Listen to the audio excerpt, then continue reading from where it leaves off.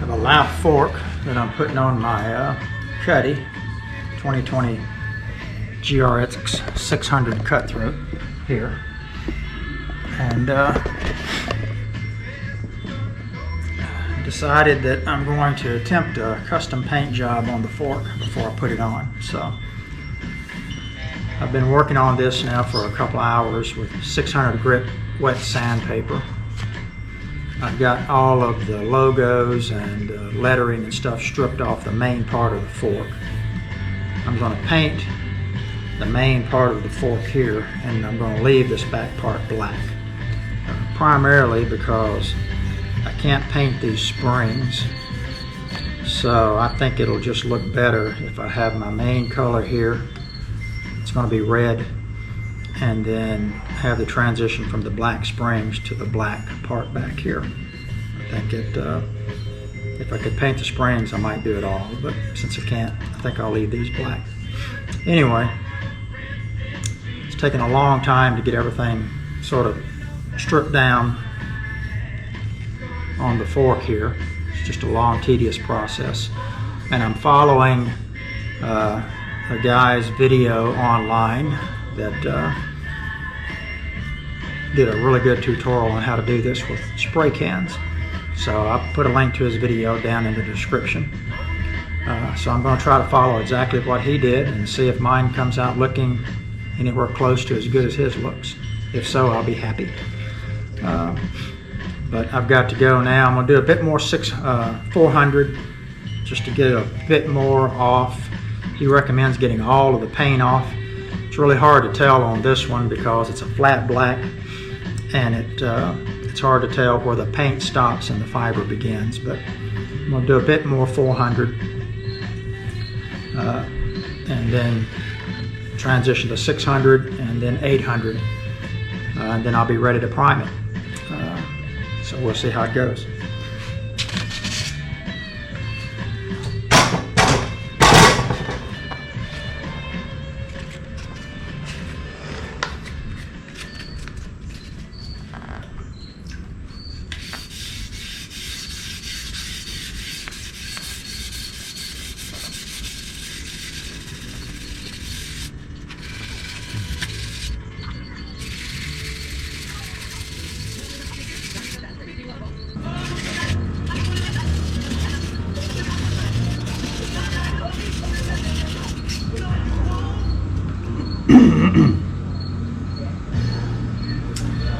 Alright, I think that's pretty good for the 400. Now to wipe it down and repeat with 600.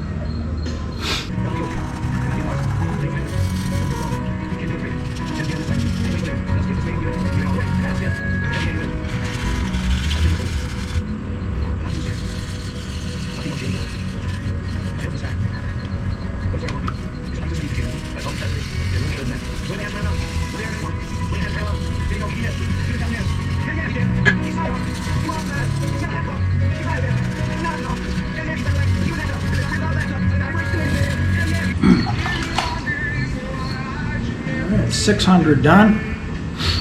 Now on to 800. But a break first.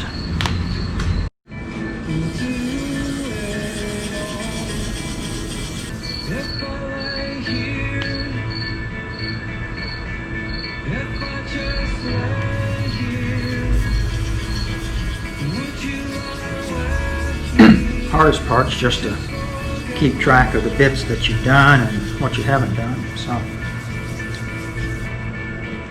my process is just to do the outside on each side, then the inside, then flip it over on the top and bottom, and then get around the little bits. So hopefully I don't miss anything.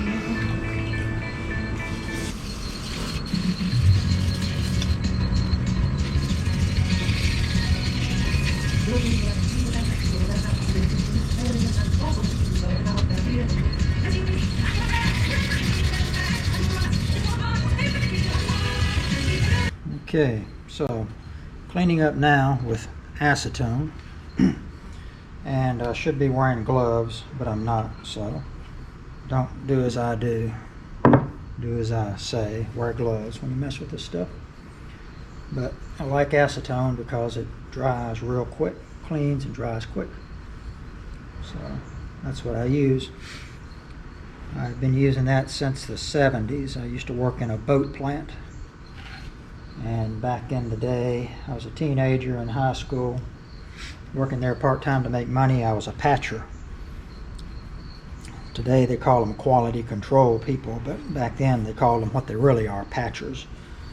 When the boat came out the end of the production line, then I was one of the people that would inspect it and see if there's any flaws in the finish, air bubbles in the fiberglass, anything like that, runs in the paint, and I would fix it. So that was my introduction to acetone and fiberglass and so forth. Worked with this stuff, never used a respirator, never used gloves, and I'm 60 years old and still alive, so it hasn't killed me yet. But it's not good when you work with this stuff. You really should wear gloves and probably have a respirator on. But I'm trying to get all of the little grooves cleaned out so that I can tape it up and get ready for the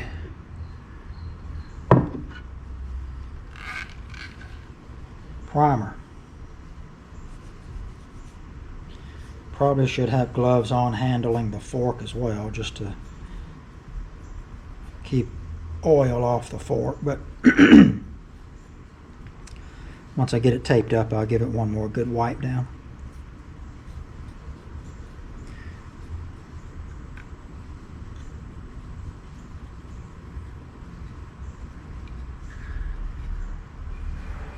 This area here between the forks, I don't know if you can see it very well on the camera, where the springs come into the fork, that's going to be a little tough. I don't know, I'm probably going to have to tape around that and just leave it black on the insides there. But well, since I'm doing it for myself, I'm not going to be that concerned about it. It doesn't look like it's finished off very well from the factory anyway. I mean, if you look, those are, even on the factory paint job, it's not in there very well. So, not going for perfection here. I'm just going for something that will look good. And that's why I don't do this for other people, because if I did, then I'd be stressing over perfection, and I don't want to do that. And if I was really into perfection, I guess I would take these cable guides off, paint, and then put them back on, because it's going to be sort of hard to get paint up inside them, but I think I'll be able to do it. I'll know how it's going to look when I put the primer on, and if it's going to be a big problem, then I might consider taking them off, but I really don't want to.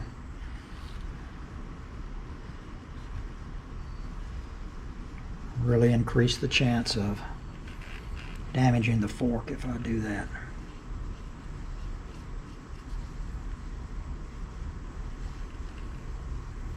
These are bonded on there really well. You can't see it on the camera, but they'd be really difficult to get off.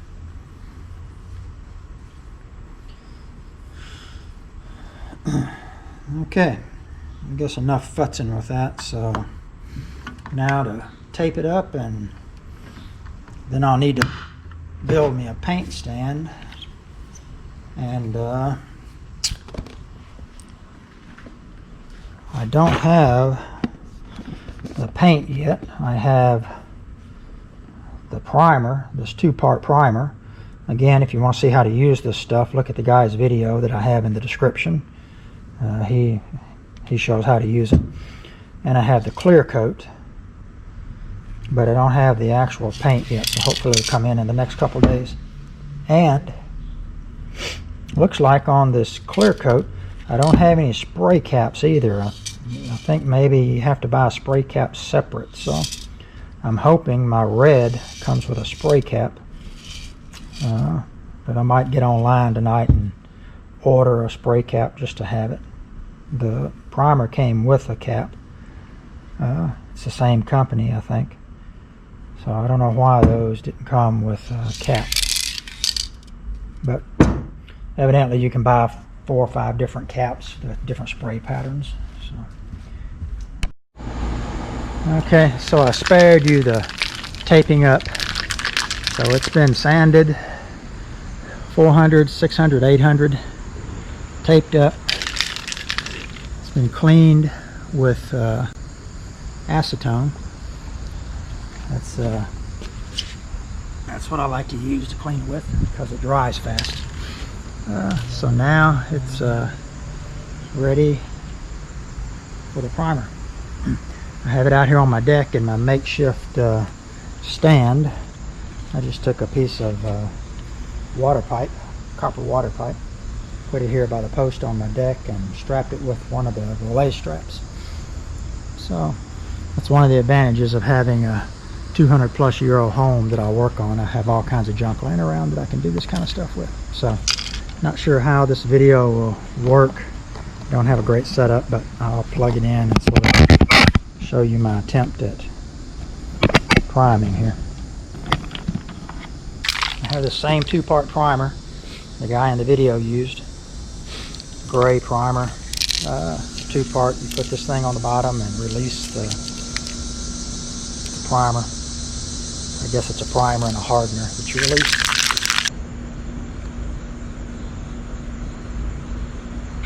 Okay. So, just notice that's pretty hard to push in, so you have to put some oomph behind it. But once you push it, you'll feel it break through.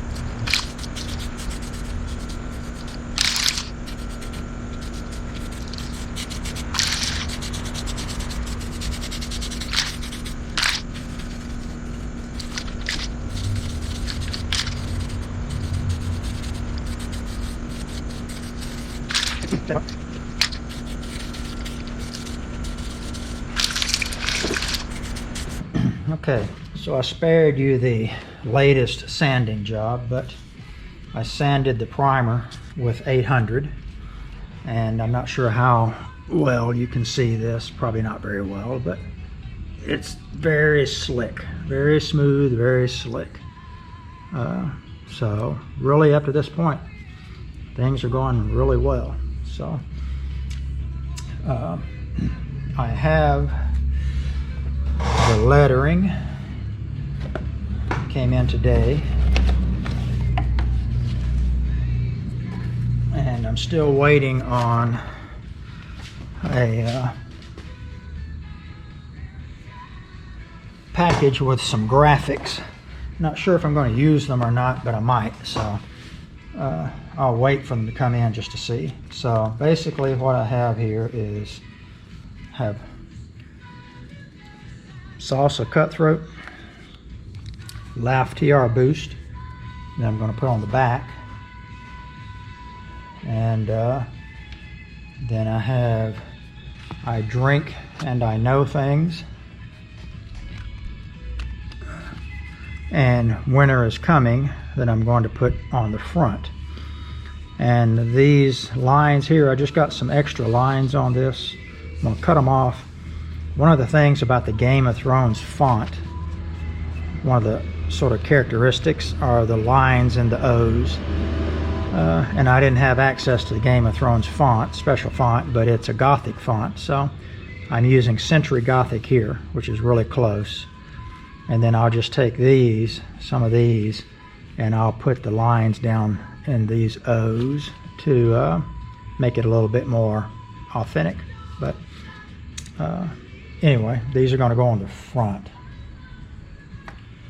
And then I have Dracarius, which is going to wrap around the front top. So Dracarius will wrap around like that, and I'll make it I'll cut this so that it sort of flows. I'll cut this so that it sort of flows around with the curve. So I'm going to need to paint the white lettering base here, and then the I Drink and I Know Things and Winter is Coming is going to go down the fork on this flat part on each side. So I'll cut these and run them down about like that. So I need to paint each side. I can go ahead and do the white base on each side of the front, and then the TR Boost is going to go on the back here, left TR Boost. So it'll run about like that. So for there, and then the other side will be Salsa Cutthroat like that. So I need to paint the backs, the white base. So I can go ahead and do that today. So the paint is going to have to go here, around, and then here. That's the only places I'll need the white. So I'm going to do that today. I'll show you how I do that. I'll let that set up. I'll wait until I get in the other graphics to see if I want to use any of them. And then I'll start setting up the lettering on the fork. Now I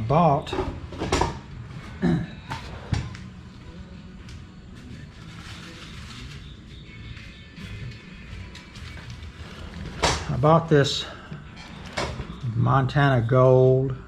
I think it's what that one is. Yeah, these are all Montana Gold cans. I bought white,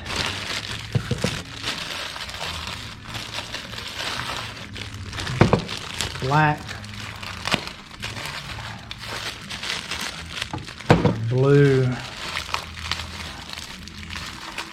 and a red.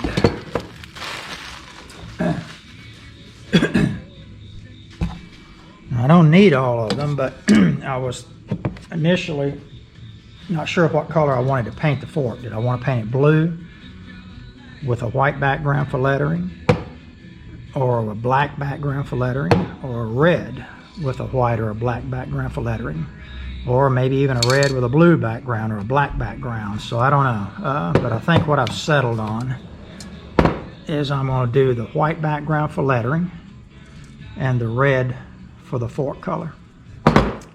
And then I have another couple cans of clear coat that I'll show you once I get to that point. But anyway, so far so good. But really it all boils down to the prep work on this as to whether you're going to get a good outcome or not. So I put a lot of prep work in it, so hopefully I won't screw it up at this point, but we'll see. If I do, you'll see it on video. Okay, so another good wipe down with acetone, and here goes the white base for the lettering.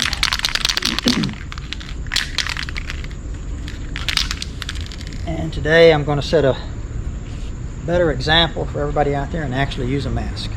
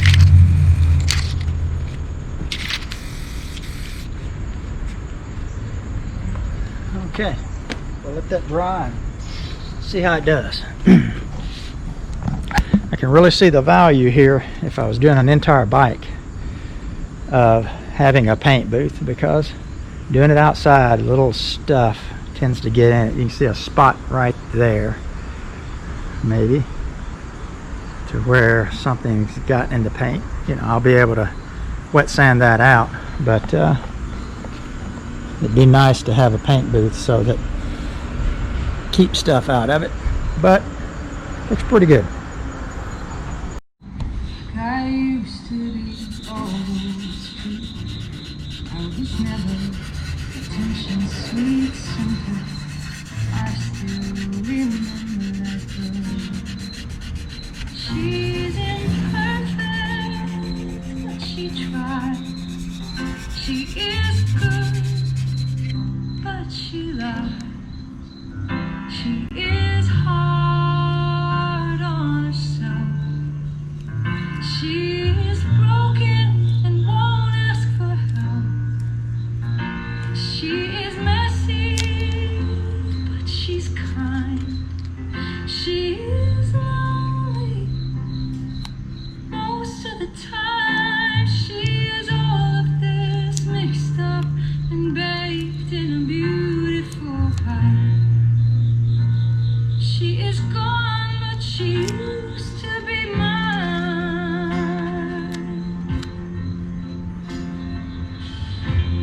It's not what I asked for. Sometimes life just slips in through a back door and carves out a person and makes you believe it's all true. Now I've got you. You're not what I asked for.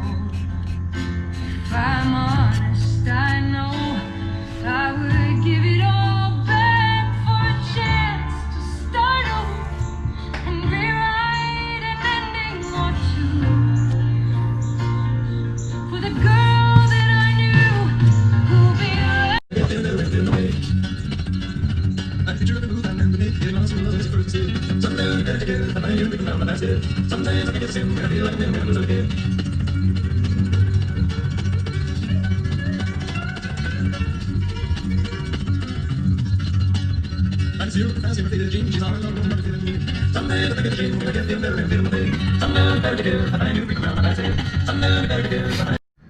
Okay, got the stencils applied on my Game of Thrones theme.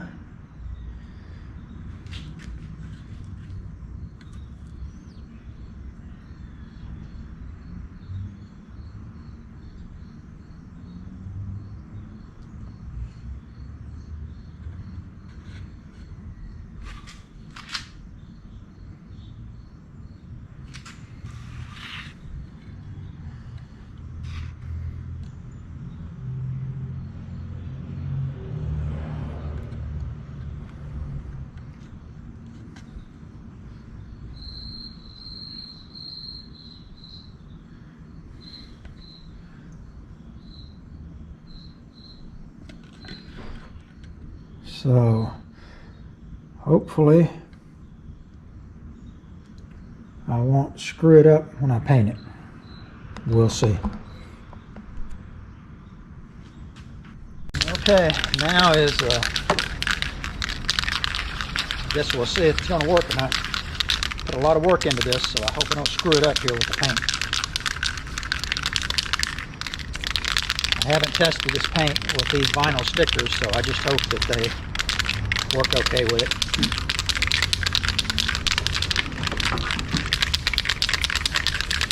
So I'm going to try the technique of a light coat first, let it dry a bit to try to prevent the paint from leaking underneath the letters and stuff, and then come back and finish it off. Okay, again, no mask, so don't follow my example on this.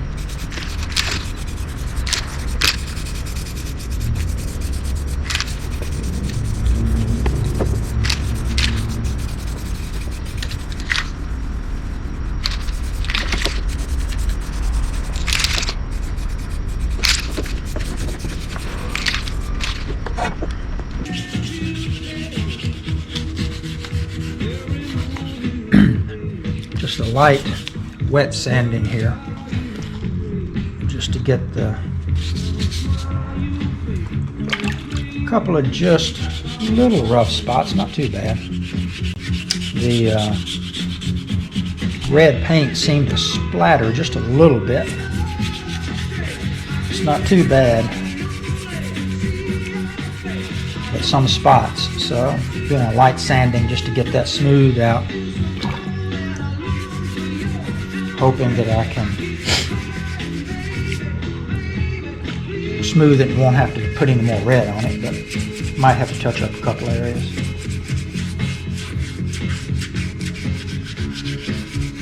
And I'm sanding with 800 grit, just lightly, not trying to dig in at all, just getting any of the sort of overspray area off, any rough surface off.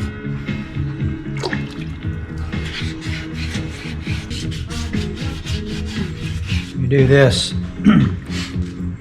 have to stay off the sharp edges as much as you can, because you'll sand through that really quick if you're not careful. But if I do, then it's just a touch up of red. But it'd be nice if I could get this done and not really have to go back over it with any more red paint.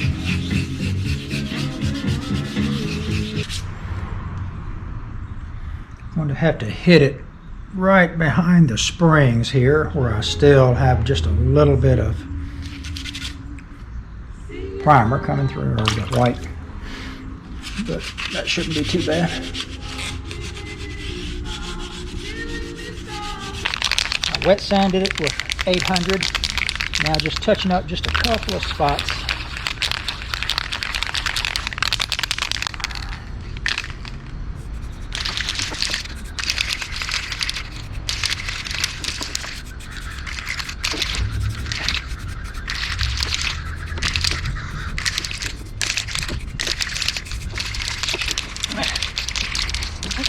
This is the part that makes me a little nervous, and that's peeling off the letters here, hoping that paint doesn't peel off and didn't bleed under and they come off clean and all that stuff. So we'll see. Okay, there's a little bit of a technique to it, but I'm starting to get the hang of it now. Just slow and steady. It's coming off pretty good. Okay, getting there. There's definitely a technique to pulling off those stickers, but come out really happy with the way it's coming out. So got a few more to get off up here and on the inside. Then do just a tiny bit of touch up in a couple places, and then be ready for some clear coat. Okay, in the home stretch now. First coat of clear coat today. Hopefully, maybe 2 coats. That should be good. We'll see.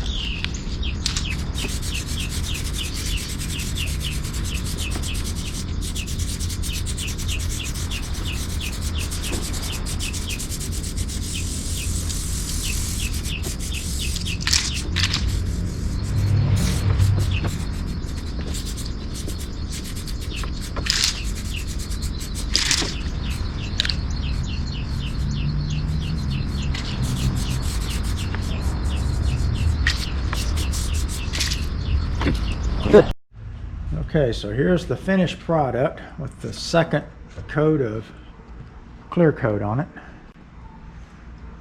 So I'm not sure how well you can see this, but it's come out really nice. A lot better than I was expecting, to be quite honest.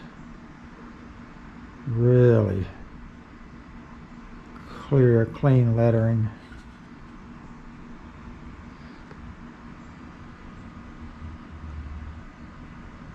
Good, shiny, nice finish. Doing that wet sanding between those coats really makes a difference. I mean, the first coat of clear coat that I put on it, I still had some orange peel. I think I may have put it on a little too thick. So wet sanded that with 800 and then put a thin final clear coat on it. It is really nice. I like it. I like it. So let this continue to dry overnight. Take the tape off and probably let it cure for at least another couple days, but I'll put it on the bike tomorrow and then get me some car polish up the bike. I might hate to get mud on this thing, but that's what it's destined for. It's destined for a lot of mud because this is on a gravel bike. This is on the bike I'm going to be riding from Prudhoe Bay, Alaska at the Arctic Ocean down to Antelope Wells, New Mexico on the Mexico border. 5,000 miles next year. This fork is going to be on this bike. It's a Salsa Cutthroat GRX 600. I didn't really like the black fork. I wanted more color, so that's why I painted this. I think it's going to look a lot better. Actually goes like that. I've got a set of carbon wheels being built for me now to go on it. I've got all my racks and so forth to put on it, so I'll make a video and maybe add the finished bike once I get this on. But anyway, appreciate the video the guy made that I've linked. Even though I've done painting before and I've worked with fiberglass, it's been, God, 40 years since I've done anything like this, so would have never been able to do this without that video. So appreciate it.